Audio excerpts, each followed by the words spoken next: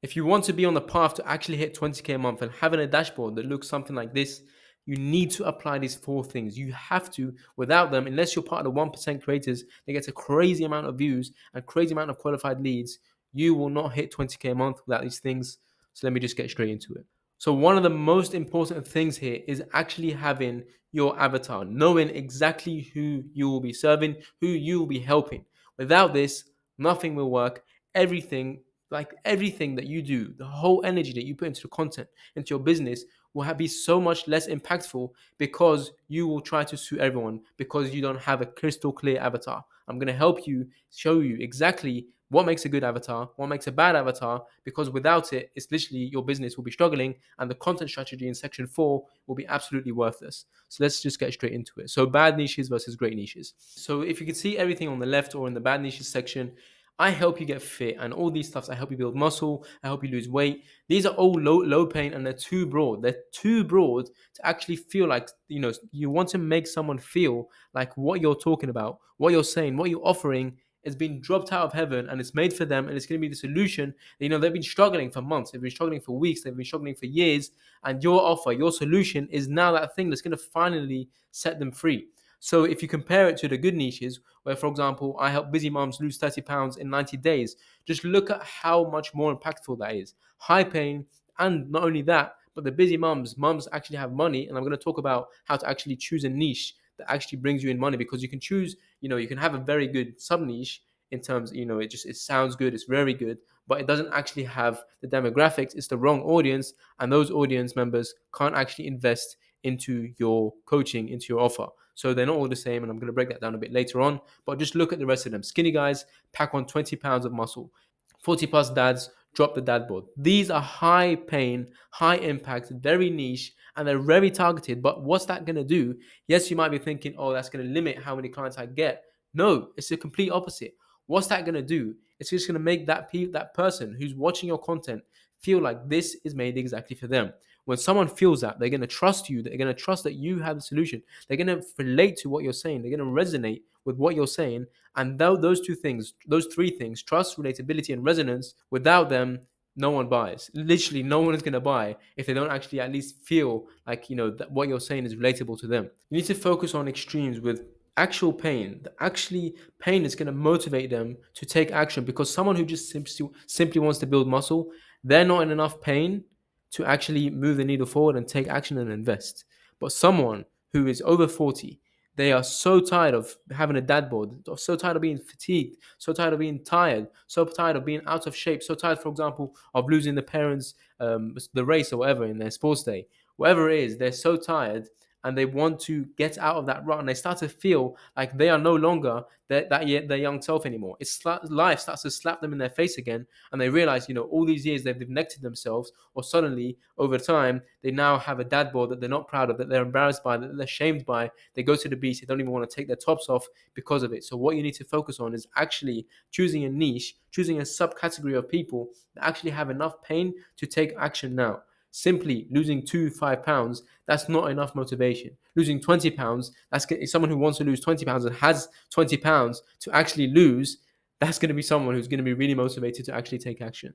So those are just a couple of examples that really just show you how, choosing a good niche, or choosing and sub niching and just framing everything, which is going to apply to the content strategy in section 4 that I'm going to talk about later, is everything, and it literally makes or breaks your business. But like I said, not all sub niches are equal, which is why you actually have to pay attention and choose a sub niche that is actually going to get someone to take action, and that person has money to invest. So, how do you actually go about structuring your offer? Well, first thing I want to say is, if your offer looks anything like this, if you're charging around $150 a month, even $250 a month, whatever, just, I want to talk to you about, your limiting belief, because at the end of the day, it is a limiting belief that you can't charge higher prices. You are worth it, and there is people that will pay. You are worth it, and there is people that are paying, and there are people paying right now. And I'll show you a screenshot of 2K someone paid yesterday, purely in the DMs, not even on the sales call. So people do pay those prices. So that is just purely a limiting belief. But I don't blame you. That's absolutely fine, because you've never charged those prices. You don't believe. If you're thinking, okay, maybe someone else can charge that, but me, no one's gonna pay me that. No. All you need to do is actually firstly try it, get it. Once you get it, that will start to shift your mindset about how much money there actually is in this online coaching space, and how many clients, how many prospects, how many leads will actually pay that money. Think about you, your positioning as a coach is you actually change people's lives. Beyond the money, beyond the payments that you get for your service, you are changing people's lives, and people will pay those prices for their lives to be changed. So, you should structure it more so something like this. And this is the bare minimum. This is the bare minimum as an online coach that you should charge. $500 for 4 months. You want to get them on a 4 month commitment, most likely, because, if you just sell them a 1 month program, can you really coach them through that? Yes, you can get them results, but 4 months, it's going to be way better. And you can focus on transformation focused coaching, where you position yourself as someone who's actually going to change their life and get their results in 4 months, or be on their way to getting results and being in the best position they have been to get those results. So what funnel should you actually use to get those viewers that you get in to become your clients? And if you're already thinking, well, I have a funnel, I have this set up, I already know this, look, you probably, it's easy to just look at your competitors. Everyone's doing the same thing. Everyone has the skeleton. Everyone knows what to do in terms, you can easily look at what someone is doing, copy them, because it's going to be similar. The funnels are basically the basics of the funnel. The skeletons are all the same. But it's about the small minor details in between that make the difference between someone actually applying and completing the form, or someone actually looking at your VSL and actually taking action to actually complete the form and book the call, or someone who actually books the call, but actually you close and becomes your client. So it's all about the small details, which is why I want to go over this again, even if you're familiar with it, just so you can make sure that you are not missing those small details that are very, very important, that make the difference between 5K months and 20K months, okay? So I wanted to quickly mention before we actually move into this section, you don't have to actually strictly have a VSL. Sometimes you can just have a qualification form. It does depend on a few factors, main one being how nurtured your audience are and how educated they are already from your content about your offer and what you can help them with. But what you can do first, you can try out the type form first, just the qualification form, then the booking page, then the thank you page. If you're finding that people who are booking onto your call, they're not educated about your lead, or they're unqualified, they're just not the right fit for your offer, even though your qualification form should have also already done that, or they're just not educated enough, they're not warm enough, they're not nurtured enough, they're not sold enough about your offer, you can add that VSL step and test that out as well. So the VSL really is just another chance to nurture the audience, to educate the audience, to also pre-handle objections at the same time. So yeah, I just wanted to quickly add that before we go into this section. VSLs are good, you can do them, but focus on them, not on the features, not on the app, not on however way you're going to give them their solution, they give them their transformation. So many people open a VSL with, okay, so in this coaching, you're going to get my private app, you're going to get, these features, you're going to get a fully customized meal plan. No, yes, they get that, but that's not what they want to hear. That's not what they need to hear. They need to hear how you can understand, similar to the content, how you can understand the position. You have helped other people. Even if you haven't helped other people yet and you haven't got any testimonials, you can position yourself because you have helped yourself achieve that goal. That's the only reason you have enough credibility to actually help them. So you can position yourself as a testimonial. And then the second thing I want to talk about is the qualification form. So many people, too many people, have the skeleton, but everything in between is is wrong. Simply put, it's just wrong. Because I've seen too many people make the mistake where they try to collect their whole life history on a form. No one is going to want to sit. There's going to be like a 1% of 1% of people, 0.001% of people who actually want to fill in all those details and who actually complete the form when you're asking so many questions. So I'm not going to go into too much detail about every single step because that's going to take forever. I can do that on a separate video, but make sure you qualify people, qualify leads before you allow them to book a call.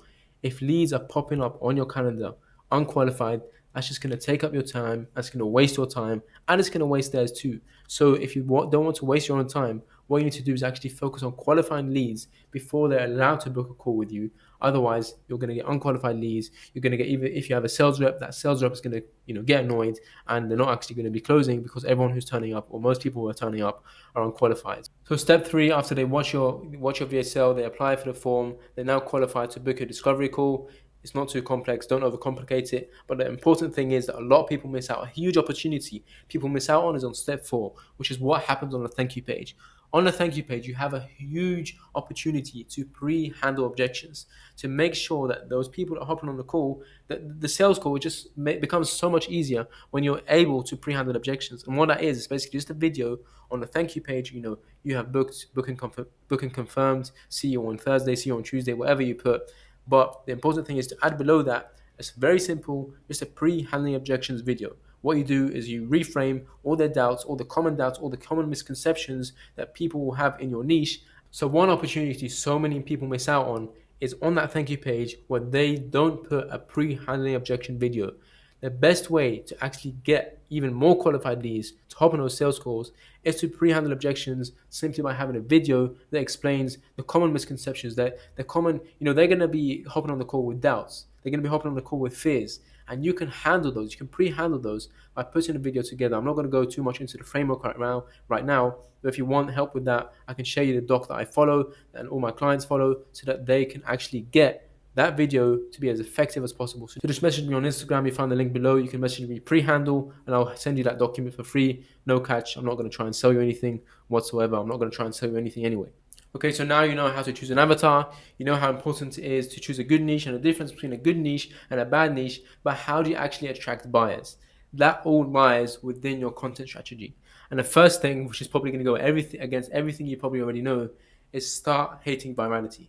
Look, virality is cool. You get the views, you get the dopamine, you get those vanity metrics. But at the end of the day, they are not attracting buyers. When you get a viral video, those are not attracting buyers. Okay, because the issue here is you're gonna get views, and you're gonna get leads who go into your funnel, who make a lot of noise within your ecosystem.